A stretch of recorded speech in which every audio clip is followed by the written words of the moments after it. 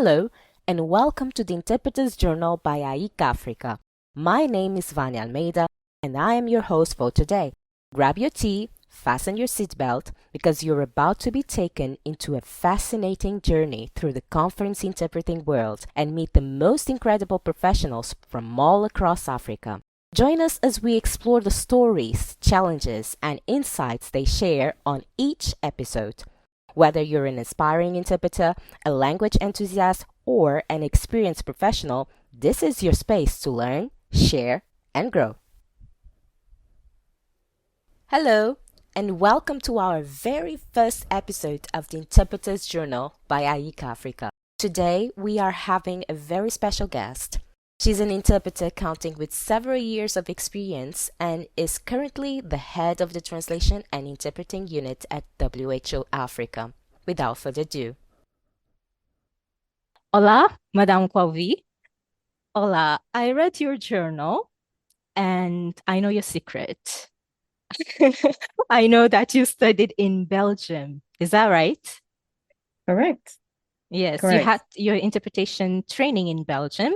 My, And my first degree, yes, in Belgium. It was master in, well, at the time, it was called licence, but Mhm. licence was 4 years before the LMD process. The licence in Belgium was 4 years, so it's a master's degree as a translator. Okay. And how was the experience of living in Europe, in a foreign country? Was it your first time traveling abroad, Africa, your own country? How was it, the adaptation, all of that? Well, it was the first time living in an European country, but I don't know why. My father was a visionaire, and when I was in first year of secondary school, he thought, because I liked languages, although I studied sciences, I liked languages, and he said, okay, we should send her to UK for the holidays. So you see, my 10-year-old, I had a suitcase that bigger than me because my mom thought that I would need this if it's cold, if it's hot, if it's food from the home, all this. So I had a big suitcase, and the experience now I think about it. 10 years old, I flew to Paris, and an aunt came to pick me. I stayed overnight, and then she took me to the station where there was the meeting point with the other young children going to the UK, and then take the ferry, first the train to Le Havre, and then the ferry to the UK, and then leave for 3 weeks in an unknown family. But it was, now that I think about it, it's incredible. But it was 3 weeks in a year, and then I did that every year. And then when I started Spanish, actually, it was a very good experience in terms of opening my mind, seeing other things, coming from Niger, going to the UK for 3 weeks, eating food that I never heard of, and well, be a little bit autonomous also, and quite open-minded. That was very interesting. Now I think about it. It is. Even, you were a child, only 10 years old. That wasn't just language training, that's life training, the sort of Yes. skills you had to learn. Like you said, to learn to be open-minded at that age has a huge impact in the kind of person that we might become later, right? Yes. And then I must ask you, do you believe that so the support that your parents gave to you in going abroad, interacting with different cultures, different kind of people, did that influence somehow in your profession today, your career, in the kind of person even that you are today? And how did that influence so far? Definitely, I would say that I learned from a very young age to tolerate differences and to get to adjust. Because when you're a child and you arrive in an unknown environment and with an unknown language, I didn't know how to speak English. It was my first year in secondary school when you start learning English. So I had 1 year of school grammar and vocabulary first year. And when I came back, I had a better accent than the teacher, actually, because as a young, when children learn fast and they copy accents they pick up accents very quickly. So it was, but it influenced the way also I approach every unknown situation. I always see that as an opportunity to learn something. And I now that you mention it, I realize I thought it was my character, but I think that this early experience also forged my personality and make me embrace other cultures. And then I liked it, and I came back. I had very good marks in languages, so that encouraged my parents to send me to the US. I went to Spain. I went to Portugal. As I lived there, and I was always very enthusiastic. Although I had my issue, this was not always smooth sailing, but for me, languages were not a topic in school, just another like geography or mathematics. For me, I was living language. Languages was a living matter. It was communicating, it was bridge with cultures, and I never thought of making a career with languages. As I said, I was more into sciences, and I did my high school with a major in sciences. And when I started my translation studies, I translated a reference publication in mass spectroscopy in chemistry for PhD students. So I always like languages. That's why I'm so much into IT and all these things, because I always feel that I'm actually a scientist that was took away from my initial love of sciences, because also all the careers relating to languages were like I was like a natural. It was natural for me. And maybe I think I went for facility. I thought it was easier. And also because my mentor at the time, who told me, who pushed me into this career, just convinced me that I would be a very good interpreter and I should go in this path and leave sciences. And I realize now that although I like sciences, I would have been a little bit frustrated to not to express this love and how natural it is for me to work with languages, to do this career. Being an interpreter, translator is not working for me, it's a passion. So I think that she was right in pointing me in the right direction, because maybe I would be a frustrated scientist, who knows? I don't think so. But that's interesting. I would like to say that, for some people, interpreting is a skill. And then for some other people, interpreting is part of who they are. And I like to see this in your case. It's part of who you are. It's like you said, it's natural. And I just can't imagine how hard it must have been for you to be in between these fields that are apparently so different, like sciences and languages. But I also would like to know exactly when was that switch? Like you said, you're coming from sciences, then you did translation. When did you find yourself actually stepping into interpretation? So, as I said, my mentor, who's Althea Wright Bill, she's now retired. She was the chief interpreter of ILO a few years back. And she's married to my father's cousin.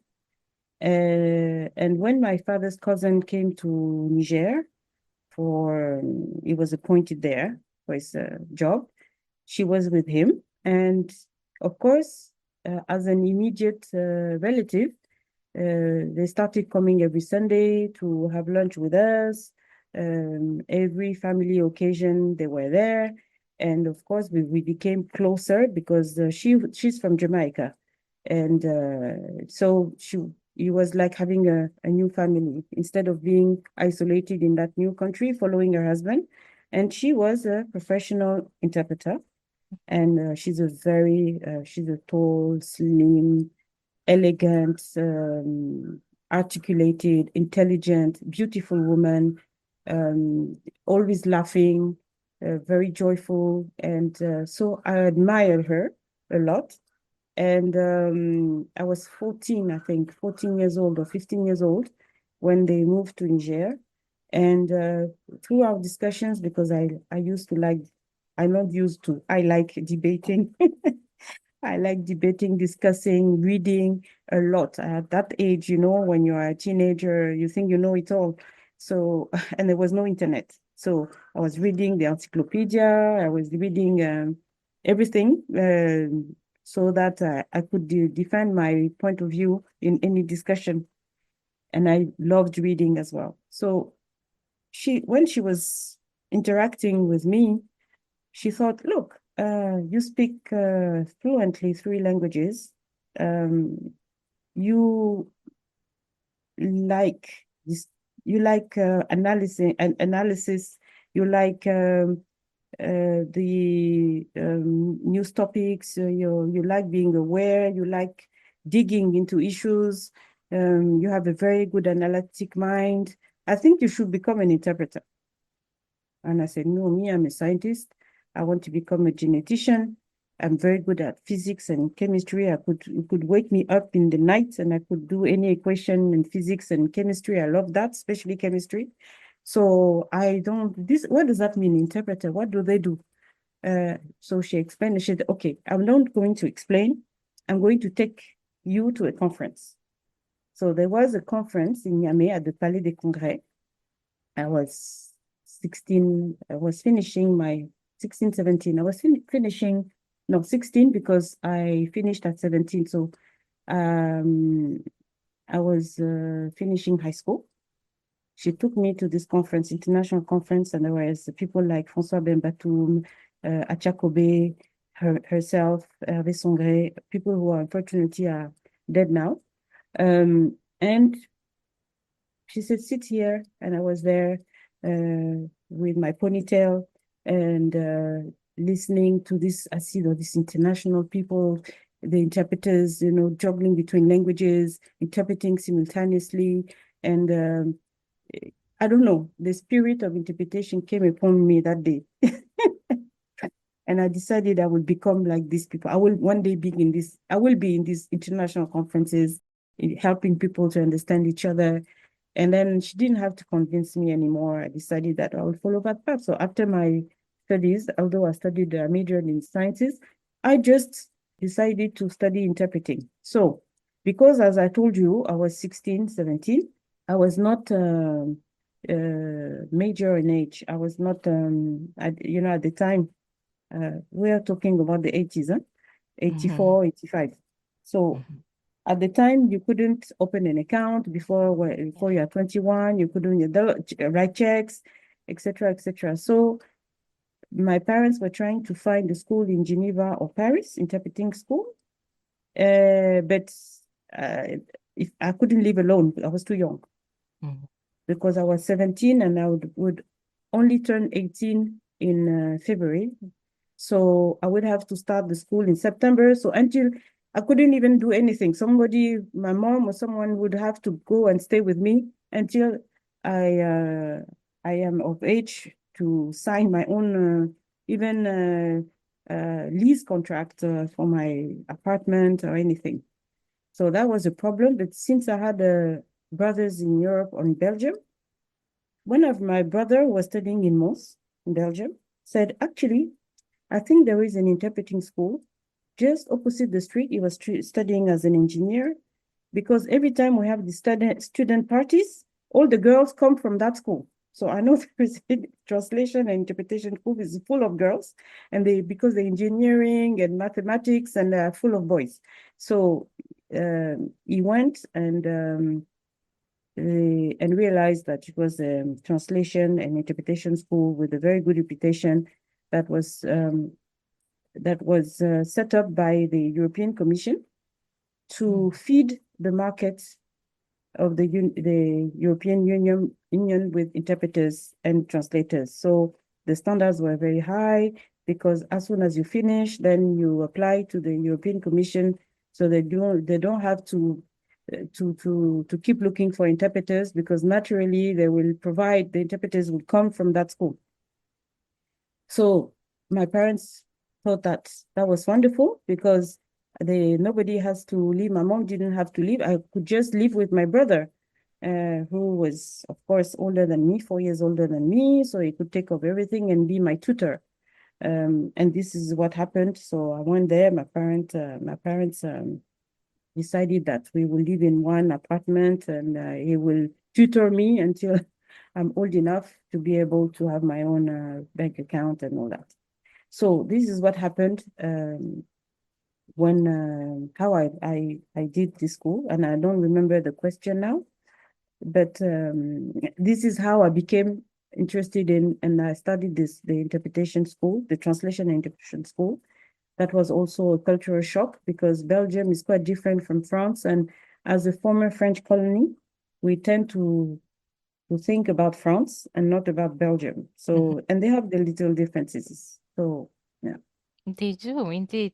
As you were taking me in your memories, so I'm there with you in Belgium, and I'm just imagining how did your training go? Because as interpreters who go through training, we all have something to say and to share. So about those days during the training, what do you have to share? Positive, negative, or even lessons that forged you who you are today? Well, the Belgian system is very different from the French one that we inherited as a former colony of France. In the French system, they tend to foster your autonomy, your thinking, your own thinking. In the Belgian system, it's an old-fashioned system where you just take the science from the teachers and you regurgitate that science that you got from. Nobody is asking you to think, because your professors, your teachers know better. So your trainers, they should give you the knowledge. You take the knowledge and you regurgitate that knowledge. And the closer you are from the lesson, the best marks you have. And me, from my character or from the previous education, I tended to try to understand, and then explain to the teacher that I have understood.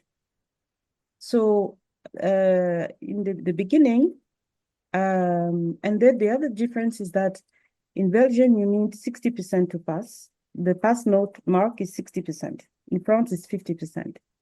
And if you have one mark that is below 50%, you come back for the September resits. Because if you have less than 60%, you come back for resits. If you have if you have more than 60%, but one mark below 50, you come back for resits. So in my first year, for example, I had 68%, but I had to come back for resits because I had 1 or 2 marks below 10. I think it was law, because I couldn't learn by heart. It was not me. And I come back starting explaining to the teacher, I said, "Madam, are you going to explain law to me? Just give me the course." And I said, but I didn't learn by heart. So I had a bad mark. I had 8 over 10 or something like that. So no, 8 over 20. So below 15 cent mark. So I had to come back. And when I came back, well, I just passed that exam, and I had more than 70%, I think 72%, which is distinction. I remember well. But it was a shock, because I couldn't understand how it is better to just regurgitate than explain what you have understood. And so I had to adjust to that new way of studying. And from then I understood, and then I never had to resit again. And then, but there was another very strange phenomena, is that at that time I wanted to be an interpreter since the beginning, But the first 2 years were a common track. So they will only separate translators and interpreters as of the third and fourth year. But the first 2 years was a common track. And it's after the second year that you sit for an exam, interpretation exam, and they determine if you can go to the interpretation track or not. And as I told you, I was doing French, English, and Spanish, and I was doing Arabic as an option, as a minor. So the Spanish teacher interpretation was a Belgian who never set a foot in a booth. But now I understand, but at the time I didn't understand. This gentleman called Mr. Curvers, I don't even know if he's living or not, was a racist. And I didn't understand. Remember, I was 18 or something. But the kind of speeches he was making, like saying, you cannot say that Argentina is a third world country because you cannot confuse Argentina and Zimbabwe. Argentina is made up of white people who came from Europe, and they cannot be put on the same level as Zimbabwe or another third world country, because at the time, Latin America were considered third world countries. If you remember, you cannot remember, but in the 80s, the Latin America was considered a third world countries or developing countries. So, and very poor, the favelas, Brazil and all that. So they were very poor as the African countries. And then many, and every time I would interpret, it would say, you cannot speak French, you do not speak proper French, you speak petit nègre. This is not French. You will never succeed as an interpreter. You never become an interpreter. So undermining my confidence.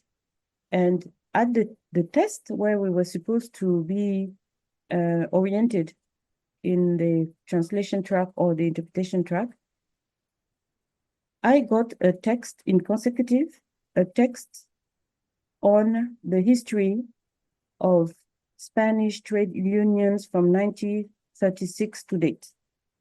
I was 19. That was my consecutive test. While the others got white, of course, Belgian, because there were no many sub-Saharan Africans or even Black people in the school. They got little text about taking your dog out, about how to keep your good health. Very, very, very simple text, but I had a very, very difficult one. But I had a 9 out of 20, which is less than 50, so I couldn't go to the interpretation track. So I was very disappointed. And he told me, I told you so. You would never become an interpreter. I told you so. Okay, so I talked to my mentor, who was still chief interpreter at ILO. And she told me, look, you are very young, and take it as every cloud as a silver blessing, a silver lining. And there is a blessing to any bad act. So take it easy. You are very young. Do your translation degree, because you will finish your translation degree at 21. This is not, you are still very young. And then you go and do your master's, your postgraduate degree in interpretation, because she studied in PCL, Polytechnic of Central London. And she said, you can go and do somewhere else your interpretation degree, and you will always need a translation degree, because it's an excellent foundation for an interpreter to have a translation degree. And you never know in life, you may not have meetings, you may not, and you may follow your husband somewhere where you cannot get meetings. You can always translate. So she convinced me that it was not that terrible. I should do my translation degree, finish, and then do my interpretation degree. So I finished the 2 years my translation degree. I went And then I wanted to apply to PCL, but at the time, they wanted interpreters for the European Union. They were training the interpreters for the European Union, and the minimum number of languages were 4. You need to have 4 languages because that was the European Union was asking for. Or you need to have B or 2 Bs or 3 As, 3 Cs, something like that. So my mentor, again, she said, look, you remember that Spain and Portugal joined the European Union in 1986. This is 1989 when I got my translation degree. They were looking for interpreters with Spanish and Portuguese. And at the time, I was studying Arabic. And I wanted to go to Egypt to upgrade my Arabic and make it as a proper C. But my fiancé, my husband now, said it's too far, we're going to, if you go there, you cannot come back often, you'll be gone for 1 year, blah, blah, blah, blah. And then my mentor tells me, you already have Spanish. You've been studying Spanish since high school. You've been to Spain every year since you are 13. It's better for you to go to Portugal because they are looking for interpreters with Spanish and Portuguese. Both of them joined the European Union in 1986, 1987. So they're still looking for interpreters. And that good basis of Spanish that you have, you can add Portuguese very quickly. In 1 year, if you go there in Portugal, you are young, you will pick up Portuguese and learn how to speak, to write, and have the basis to be able to add it at a C. So this is what I did on her advice. I went a few months in Spain, and then I went the rest of the year in Facultad de Letras de Lisboa, yes, where I did my certificate in Portuguese. I did a language certificate for 6 months, and then I attended the classes for the rest of the year.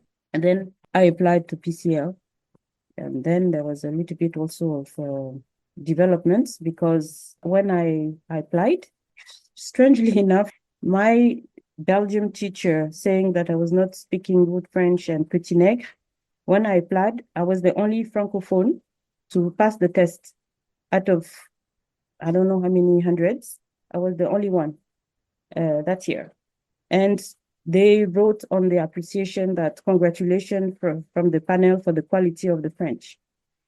That was the comment of the panel. Unfortunately, I was the only one. So they told me they couldn't open a French section that year because I was the only one.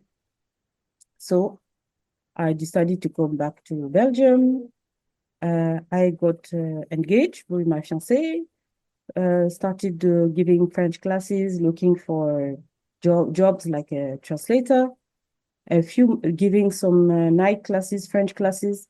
And then a few months later, in November, I received a letter from PCL telling me that actually the same thing happened the year before with one Francophone with Russian and one with Russian and Spanish, and one AA French, Spanish, and Russian, and Portuguese, plus me. So that's 3 people. So the previous year, they couldn't open the French because there were only 2. That year, only 1. So they considered if the 2 other were available, starting the section French with the 3 of us,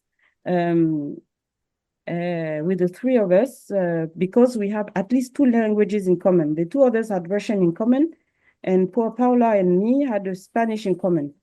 So, and English, of course, all 3 had English. So this is how I eventually went to PCL to do my interpretation. I was just completely immersed in your story because indeed, as I'm listening to you, all I could get in a sum up is there's no single straight way to become an interpreter, right? The path is not so linear and there are struggles indeed. And as you were describing everything you went through while studying interpretation, I was shocked. I was shocked to hear certain things, especially about racism, because before me as well, I had encountered some situations, but before starting the interpretation training, I had this belief that people from the language field, they are incapable of having such thoughts or of seeing the world in such way, because in my mind, if you speak languages, it's because your mind is so open that you can see the world from different perspectives. Your heart is so open that you have the empathy to understand and accept different cultures, different types of people. It was inconceivable for me that such kind of people would exist in our area, that I consider is an area that we need a lot of humanity more than skills. We need a lot of humanity and empathy to understand people, because we interpret people, we interpret ideas, feelings, their minds, people. So it's still shocking, and of course it still happens nowadays. Also, when I was listening to you, I couldn't avoid when you said that you couldn't stand that you had to regurgitate the the the lessons you learned. I just imagined your science mind there, because this truly proves that you're coming from science, that you love science. You explain things, you have to understand things, and not just regurgitate and questioning it. And those skills are extremely important for an interpreter to question, to be able to listen, understand, reformulate, and question what we receive as well. So it's I think it's a lesson that we can all take, that to never give up, and especially to never give this power, allow anyone to tell us what we can become. Because if this professor could witness what you've became, I think he would find no hole to to hide himself. Because Yeah. what he said, he cannot take it back now. Yes, but you know, the story is even has many developments, because well, when I did my PCL course, I was with Pala Faraone, who's now at the UN. She's in the French booth. She's been there for 20 years.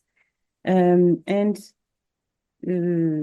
Paula was overwhelmed by the course, how harsh it is. And, you know, the trainers at the time didn't have the training that the trainers have now on how to give feedback. You know, there were a lot of humiliation. You will never make it. You are stupid. You know, you don't listen. You don't know your languages. You don't know English, blah, blah, blah, blah, blah. So I don't know, me, I had maybe because of my previous experience, I had a thicker skin, but Paula was crying all the time. She thought she wouldn't make it. And I had a stock of Kleenex for her because she's crying all the time. And then, and me, I was the star student for CONSEC. I was the CONSEC student. And every time we had visitors, the teachers, the trainers would say, Elizabeth, can you do CONSEC? Can you make a demo? So I will do CONSEC, because everybody knew I was the CONSEC machine. And then comes the exams, and I had malaria. I had malaria. And, you know, Africans, at least West Africans, we don't take malaria seriously, because we just take our meds and we think we're going to be fine, and I will be able to do my exams on my reserves, because since I was the model student, and even with malaria, I can do CONSEC. Unfortunately, at the time, I'm taking you back to the 80s, 89, 90, 91. Unfortunately, Nivakin that we were taking will block your ears, has an effect on your hearing. And when I did my exams, there was one exam that I failed, but it was the CONSEC, I think. The exam where I'm the best, I was the best the whole year. And the jury, the panel, because the panel was made up of head interpreters of the major organizations, international organization, NATO, EU, European Parliament, etc., etc. The TOCO organization, I was present in London, all the employers that were coming there to actually have access to a Recruit. pool of, yes, of good interpreters. So I fall flat on my face on that exam. I think I confused Genova and Geneva. I didn't hear very well. It was saying Geneva and I was hearing Geneva. And I was tired. I had malaria, so I was blurred. My mind was blurred. But instead of saying I'm sick, I cannot do the exam, I thought, Elisabeth Kouaovi can do the exam. Even sick, I can do the exam, no problem. So I fell flat on my face, and that exam, the CONSEC exam, was eliminatory. So you cannot even do you cannot pass if you failed consecutive. The jury deliberated for 3 hours because the teachers would not accept that I don't pass CONSEC. And the external jury said, this is what we've heard. She didn't pass. Yes, but this student cannot look at the marks, look at the whole year, look at la la la. At this time, there was no this thing of having continuous assessment. It was like guillotine, until you pass or you fail at the end, whatever you've done the whole year. And Paula, who's been crying the whole year, passed. But me, I stumbled on one exam, and the jury could not accept that. The teachers could not accept it. And the external jury said, we cannot pass someone that failed on that day. And so exceptionally, for the first time in the history of the school, to stop the debate, they said, okay, she will have the right to come back in 3 months to resit that one exam.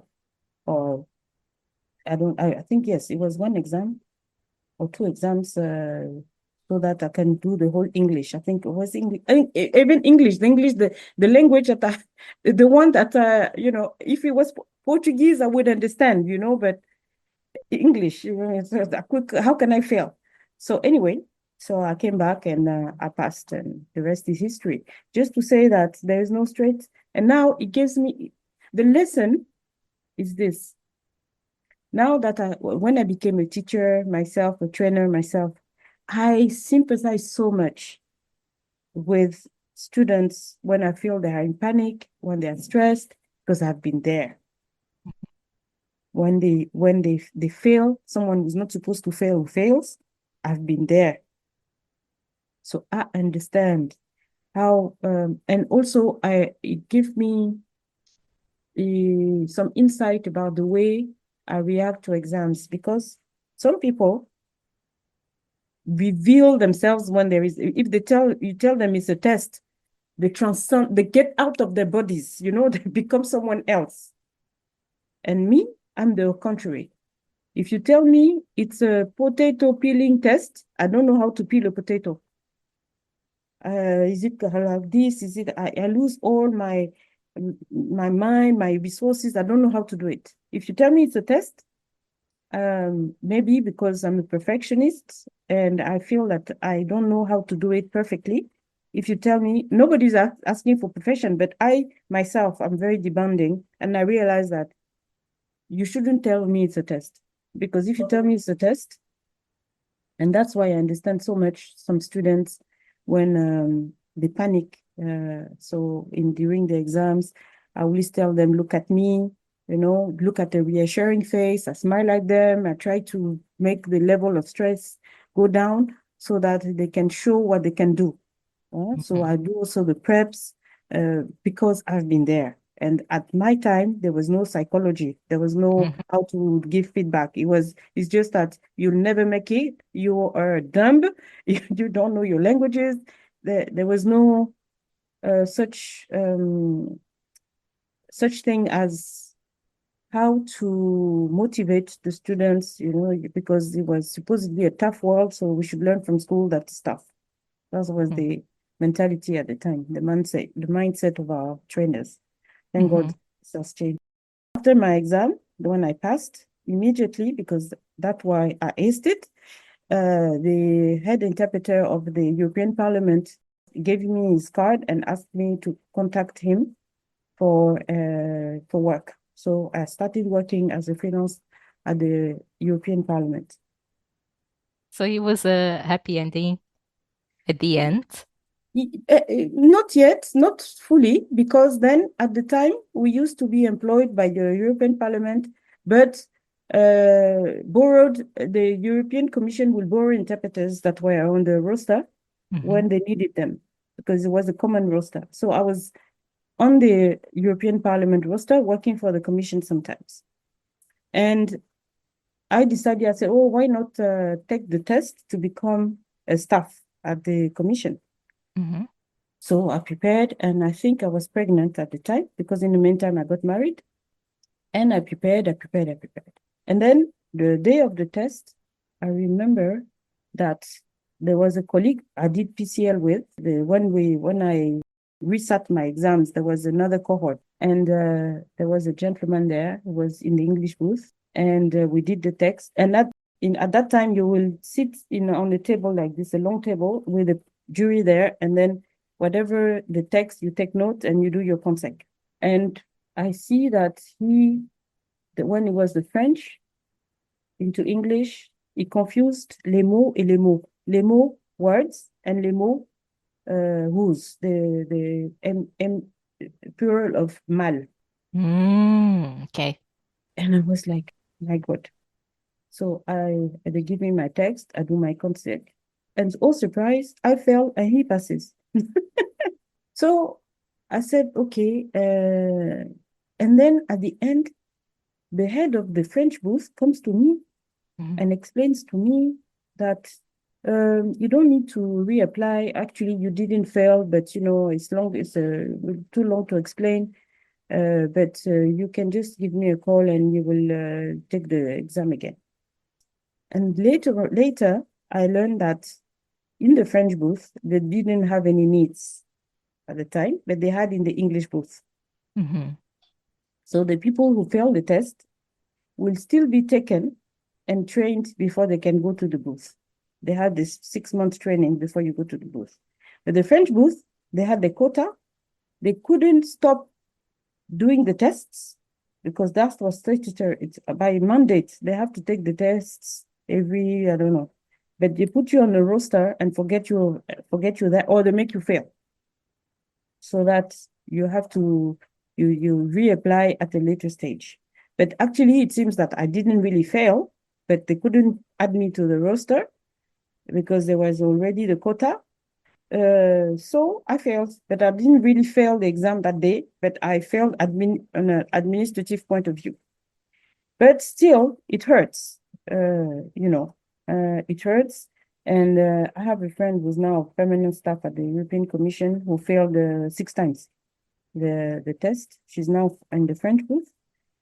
And then what is very funny is that today, she spent 20 years in the French booth, and then she had a burnout, and then now she's doing administrative tasks. While when she passed the test and she started working as a permanent staff, I must say I had a little pinch in my heart and say, oh, I'm really the dumbest, the worst interpreter in the world, She passed and I didn't pass, etc., etc., etc. In the meantime, I moved back to Africa for family reasons. And look where I am now. And she's not even an interpreter. She's now because of the burnout. So I think God has a plan for everybody or each of us. And every time we feel that it's been a failure or we failed, maybe it's because this is to force you on a better path for you. Because otherwise, if you succeed in the path that is not good for you, then you will feel frustrated, and then you will never feel that you are where you are supposed to be at the right place. So now I see, with hindsight, I see that I was very young. I was just out of school, and God had another plan for me. I said, look, this staying in Brussels is not for you. I have another plan for you, a better plan. But unfortunately, you need to suffer now this failure so that you can think about another plan. Otherwise, you will be stubborn and stay in that path. And that path is not for you. I have a better plan for you. So I always share this experience with students when I train, and I tell them that, yes, I cried for days that, I was depressed. But my husband used to tell me, no, but you will have I was pregnant, you have a baby, you have a husband, you have a good diploma, you'll find something, but I couldn't listen to all that. I failed. So I keep telling this story just to say that when you are in the situation, you don't see that there is another opportunity, a better opportunity lying ahead. The only thing you see is the failure. But actually, you had to fail. You had to fail so that you take another decision to do something else that will lead you to something better for you, for your life. Thank you for sharing this. This course, I relate to this, and I believe, especially many women, as you said, we do not stand at the same position when we compare women and men. Like you said, at a certain moment in our career, we start thinking about conceiving. And whether we like it or not, what the woman has to abdicate for conception is way more than what the man has to abdicate when we talk about career and profession. Right? And this leads me to another question. How would you define a successful interpreter? That's a difficult one.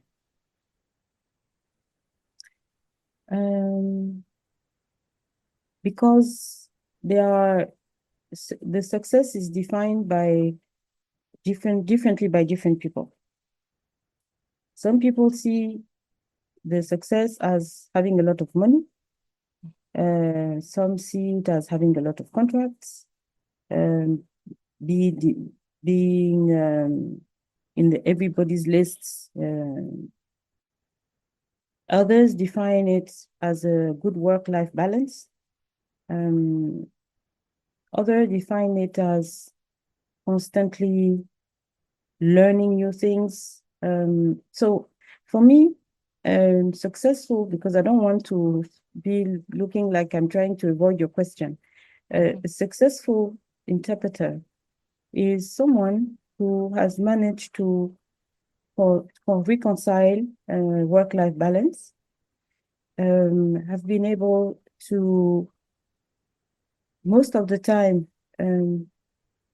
be happy about his job, the way he or she interprets skills, adding languages, remaining curious, and be recognized also. Because my brother told me one day something that I've never thought about, is that interpreters are like artists or actors, movie actors. They always depend on demand or of being desired. So people desire you, people want you. So they make an offer to you and they want you. And sometimes it's not even a question of money, because you may have the money, but if you are excluded from an event, you feel bad. For example, if you are an interpreter and there is this big mass like the ADB annual meetings, where they recruit 80 interpreters, the whole interpreters in Africa, all the interpreters in Africa are at this meeting, and they didn't contact you, you feel bad. Not because you may have a meeting during those dates, but you want to see that email saying, Elizabeth, are you available for that meeting? So that you can say, no, I'm not available. But if you are not contacted, that's a problem. Me, and now that I'm the other side of the barrier, I see colleagues who have been on the market for 40 years asking me why I'm not contacted for that meeting. So are you still there after 40 years? Yes, because interpreters are like divas. They are movie actors. You know, they want to feel that the whole world wants them. They are otherwise they feel that how can I say? Yeah, it's this feeling of being wanted, being desired that power the interpreters, regardless of the amount of money. So I wouldn't say a successful interpreter is someone who is wanted or desired, but someone who has managed to keep a good work-life balance, someone who has continued learning, and someone who keeps being wanted because recognized as a professional that prepares, that gives good value for money, that is has ethics, good ethics, good reputation of not being late or not letting you down. So generally, good ethics, and recognized by his or her peers. I think that would be, I would say, a successful interpreter. Or keep also questioning, learning, because sometimes from this side of the barrier, I have interpreters who've been on the market for 30 donkey years who tell me, oh, I'm less recruited, you don't recruit me, etc. There's less work, or why are you teaching all these young people who take our place? Or, you know, they will, now you are training the competition. You know, sometimes you make them work for WHO, but they are not ready. From my side, as an employer, I sometimes, when I have the opportunity, I ask them, in 30 years that you've been on the market, how many languages have you added? How many training have you gone through? How many language courses to enhance your A language, B language, or upgrade your C to a B? How many? Zero. So for me, that's not a successful interpreter. Someone who's 30 years down the road is still begging for work, it's not a good sign. Because Indeed. if that interpreter had added a language or two, if that interpreter had trained other interpreters, if that interpreter had upgraded the skill, added another skill, like IT skill or whatever, voice training, I don't know, then that interpreter wouldn't be there begging for work, because that's a sign that there's nothing else in your life than work.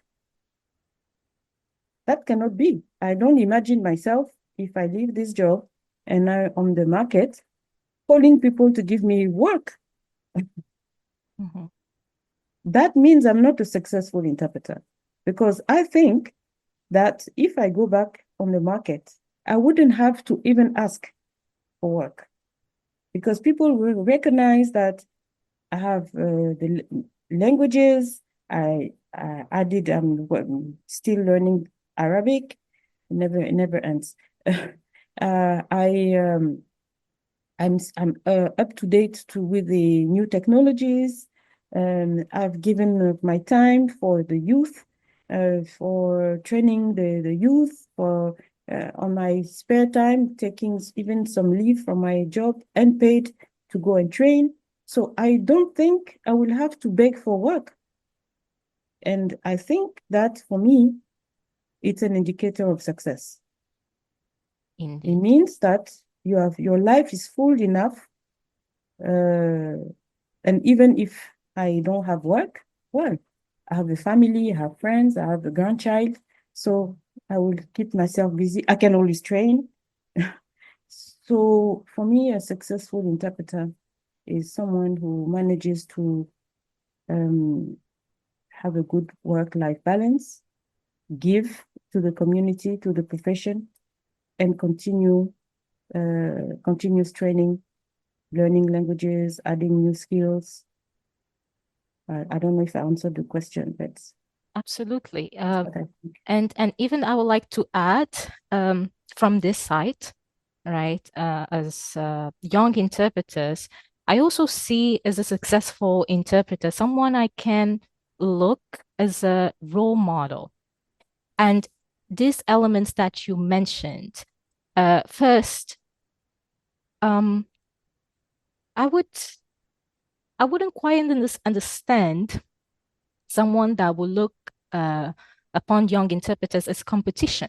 Because as you said, if you are constantly evolving or working on your skills, working on yourself, you're always 1, 2, 3 steps ahead from whoever is starting. So you're not worried about the path of others. You're worried about your own progress. And because you're always moving, well, nobody will reach you at that point, especially because there's an age gap.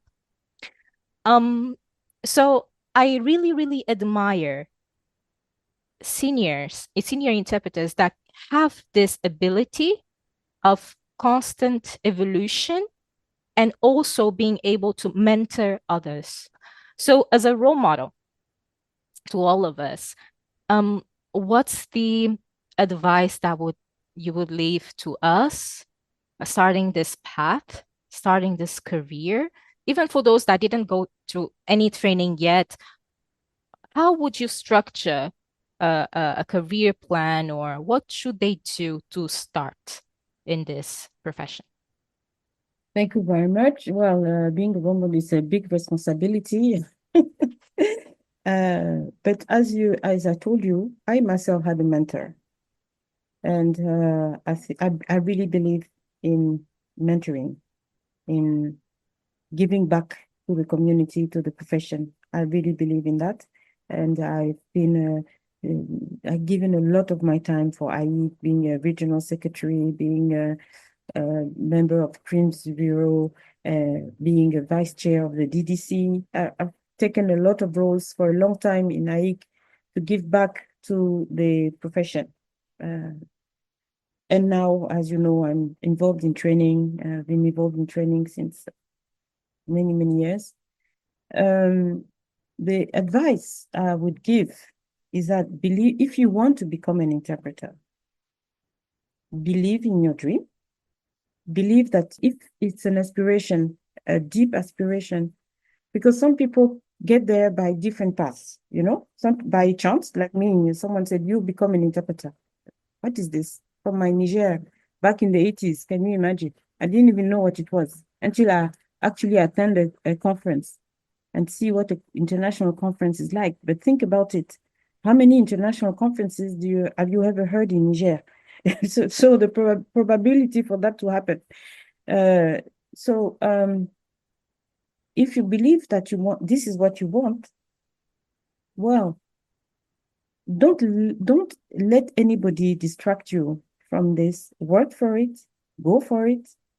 And I am deeply convinced that if you invest the work, the dedication,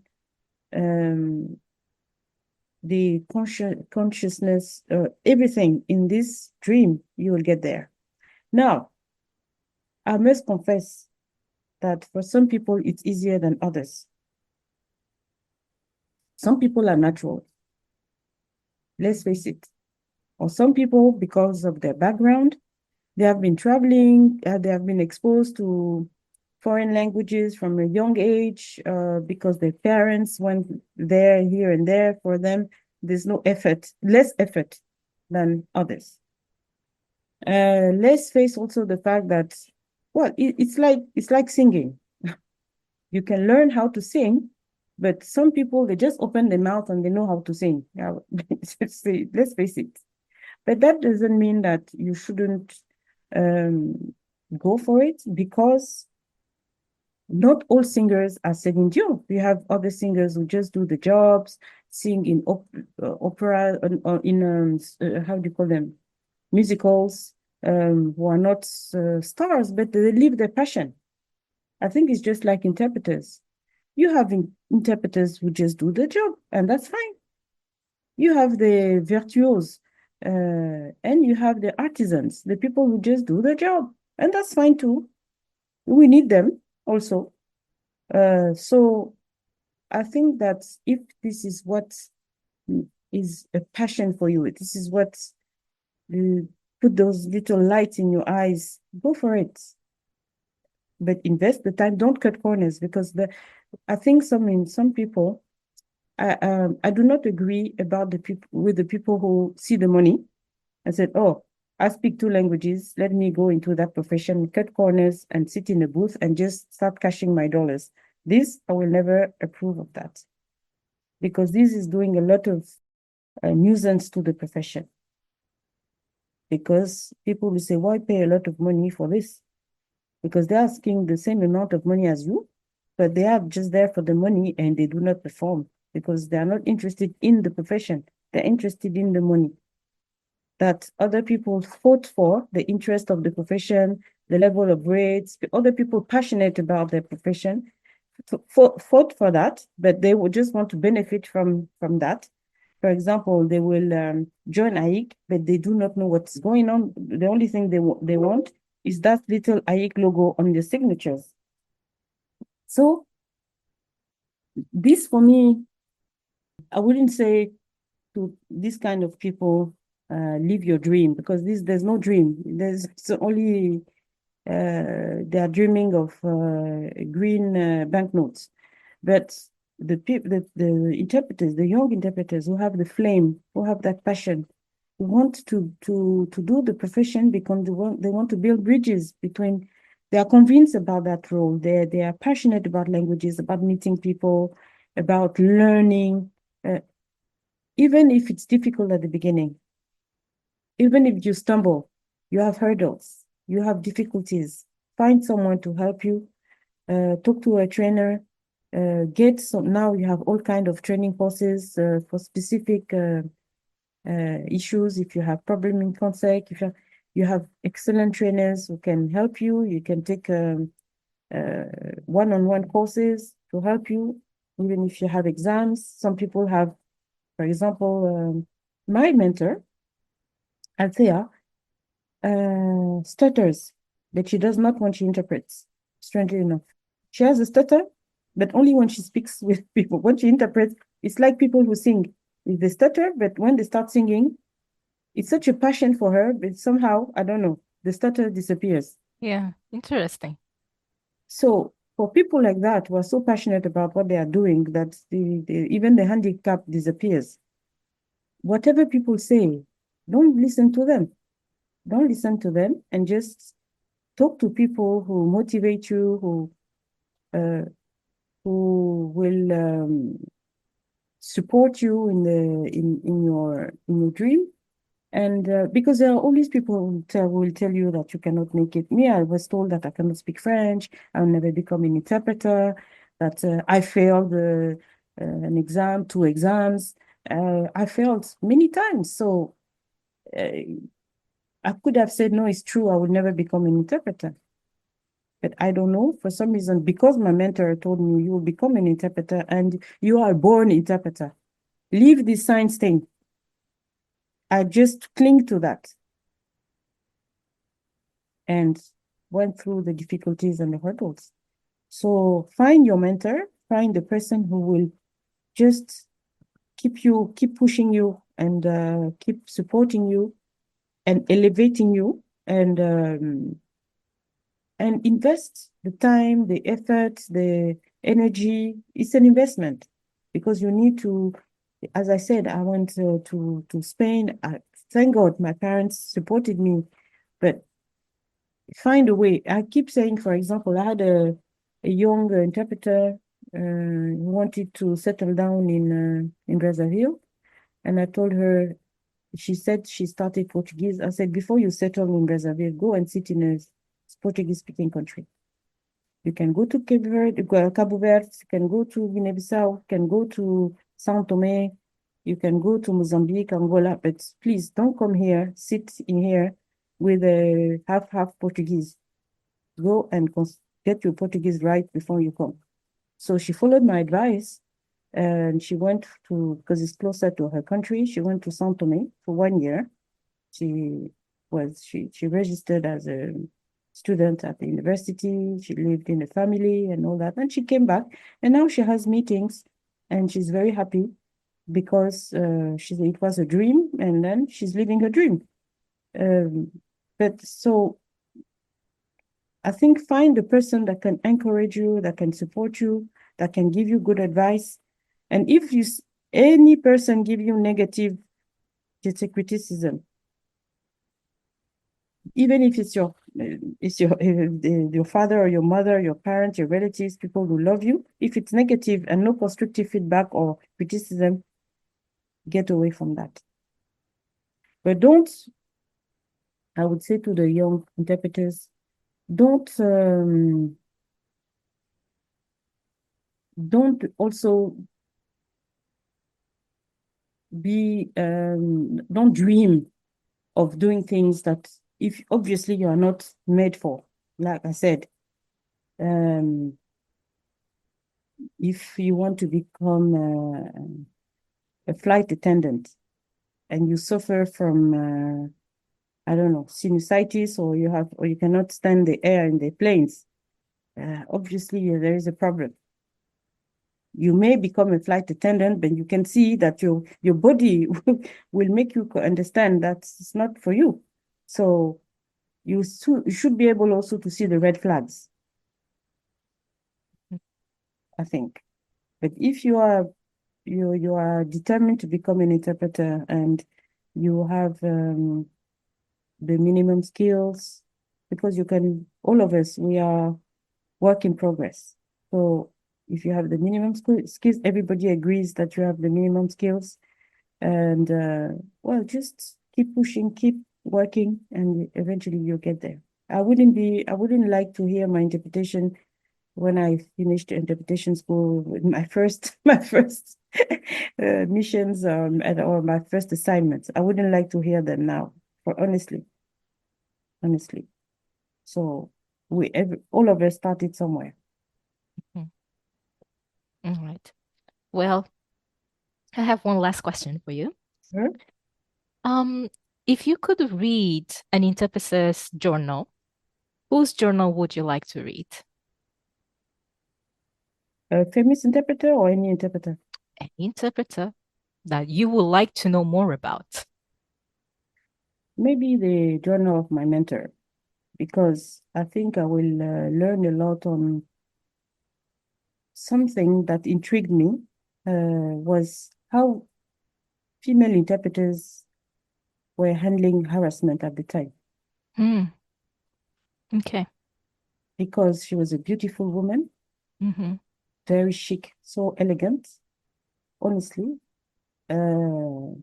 educated, smart, and I'm sure that, especially at that time, I'm sure that she was harassed or even assaulted. I don't know. But I would love to, I've never discussed that with her, but being the next generation and knowing what I know of how female interpreters, how I experienced what I experienced, I would be very curious to know the experience about. Indeed. I think many women would be very interested in knowing, and not only women. Men would like to know, because perhaps many men don't know, have no idea what us as women have to face in the professional world. They have no idea, and having this idea, maybe they could even, support to protect women as well, right? Senhora Kouaovi, muito obrigada for accepting our invitation, for being our first guest. It was an amazing conversation, and I thank you for all the information and everything that you shared, the lessons, the support. Thank you for this amazing moment. Do you have any last words to share with us? No, thank you very much for this initiative. I think that we should definitely take advantage of all these new technologies to make the profession more visible and give a human face to the profession, which is still very unknown, I must say, and especially on our continent, because I realized not very long ago that many people do not know, actually, even in developed countries, actually very, very small proportion of the community, the African population, know what is an international conference. A very small proportion, let alone what is a conference interpreter. So I feel very privileged to participate in this awareness raising exercise about and giving a face to the profession, to also the interpreters of my generation. And I hope you will have the opportunity to also interview interpreters from the previous generation who are still alive. And then so that you can have a kind of archive of how we got there and what were the hurdles, especially this generation that had to train in Europe, as opposed to the new generation who had the opportunity to be trained on the continent. And I hope that training on the continent will develop. And I do not see that coming soon, because unfortunately, a lot of interpreters do not see or do not take the time. Oh, I don't know the motivation, but they do not invest time in training. They would like to train. Sometimes it's just because it's genuine. It's because they would like to train, but they don't know how to train themselves to train others. And they don't feel that they have the skills to train. And actually, this is why I did the Masters in Advanced Studies at the University of Geneva in 2009, because I thought if you want to train a 5-year-old, you do a master's degree. But to train interpreters, you feel that you don't need to train. So that's why I went for that training, so I can have the tools and skills to train interpreters.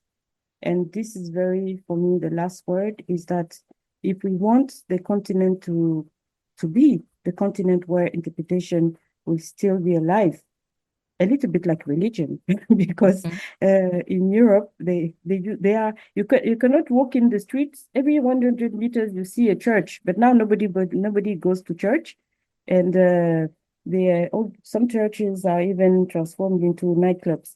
So and those who taught the religion to Africa, they brought the religion to Africa. Now this is where the religion is alive. So maybe for interpretation it will be the same, because it seems that in Europe there is a désamour, there is a lack of interest for interpretation, where on the continent, on the contrary, there is a lot of interest for the profession. So I hope that Africa, being the continent of the future, we will also be the continent of the future for the profession, and that we'll have a lot of interest for training, so that we can train the future generation. And as you said, having a mentor is a win-win, because you have someone to look up to, but at the same time, when you mentor, you see, I still talk about my mentor. You never forget your mentors, and they will live forever, even if when she dies as late as possible, but she will still live, and live even in this message that I'm living now. She'll continue to live, and people, as long as I live, I will keep talking about her, and people will talk about me. So for me, the last word is this, is that let's keep that flame alive for the profession, and also for the world, because I'm sure that we are agents of peace somehow. Indeed. Muito obrigada. Então, we're done for today. Thank you. And that's a wrap for today's episode. I am your host, Vania Almeida. We hope you enjoyed the conversation and gained valuable insights into the world of conference interpreting in Africa. If you have any questions or ideas for future episodes, we would love to hear from you. Drop us a line at our email, and that's TIJPODCAST@aiic.africa. Whether it's feedback, topics you would like us to cover, or an interpreter's journal you'd love to read, or even, please, just to say hi, you're very welcome and we would love to hear from you. For more updates on the podcast, be sure to subscribe to our channels and follow us at AIC Africa on X, Facebook, and LinkedIn. You can find this episode and more on our website, aic.africa, or listen on Apple Podcasts, Spotify, YouTube, and all your favorite podcast platforms.